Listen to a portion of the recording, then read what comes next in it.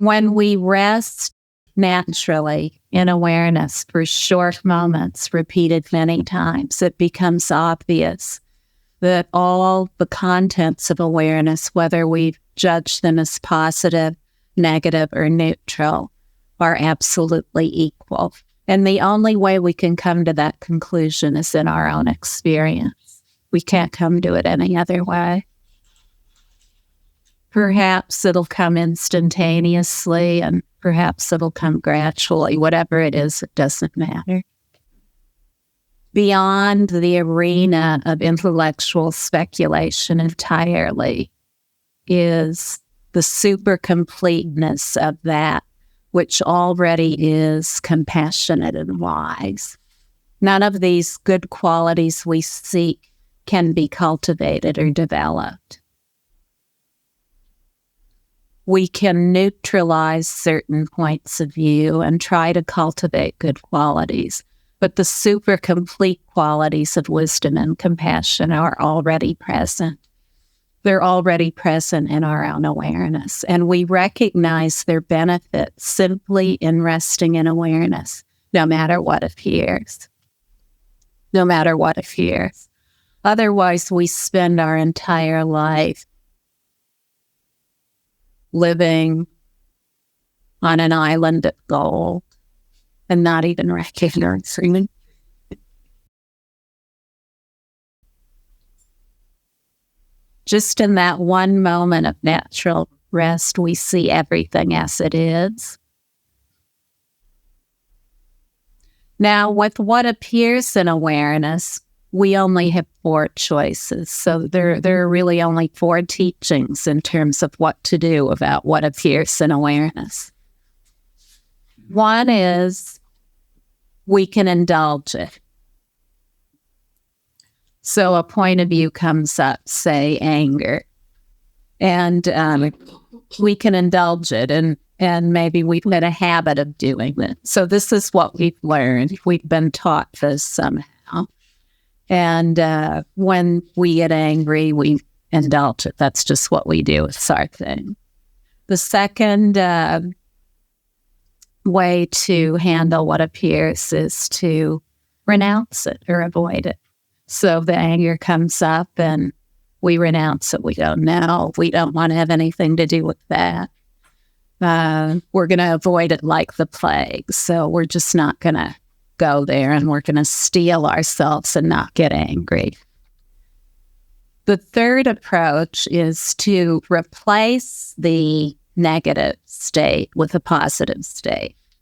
We get angry, and instead we are going to cultivate other positive points of view, like happiness or compassion, whatever it is. Now, all 3 of those approaches require that there be a doer, someone who is doing something to try to manage, manipulate, analyze, or transform whatever appears in awareness. And that's a lot of work. When we approach life in that way, we take on a machine-like quality. We're like living machines, flesh machines, and we're always sorting out all of our appearances within awareness. We're trying to get more positive points of view and less negative points of view. We want a huge pile of positive points of view and a tiny pile or no pile of negative points of view. That can never be done. Has anyone here been able to do it? You see, it's fruitless. It's absolutely fruitless. It leads to aging, exhaustion, and everything leads to death, if you didn't know that. So now there's a point of view for you, death. Well, you see, when we rest in awareness and the super completeness of everything as it is, then we become comfortable no matter what is appearing.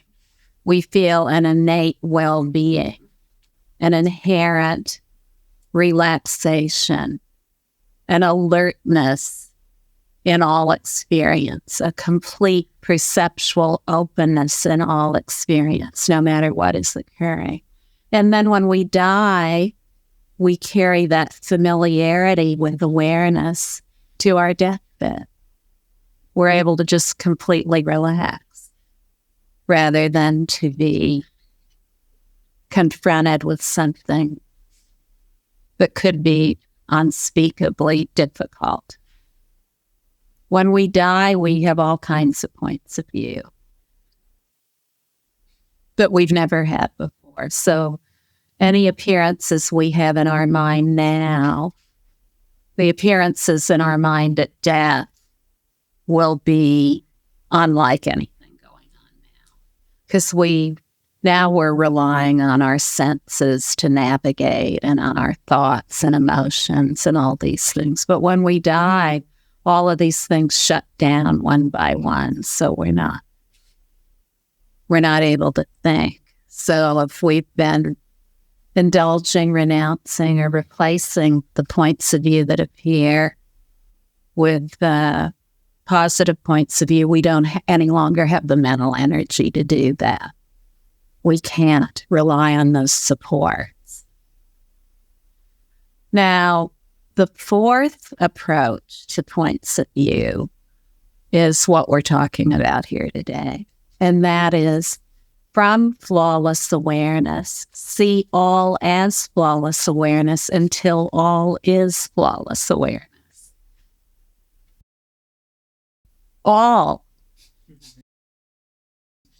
And if you believe there's something that isn't included in that all, it's going to visit you.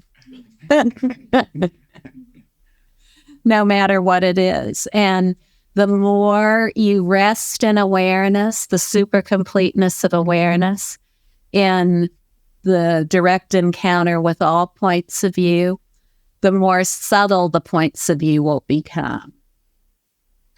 You'll start to notice a whole world you never knew existed.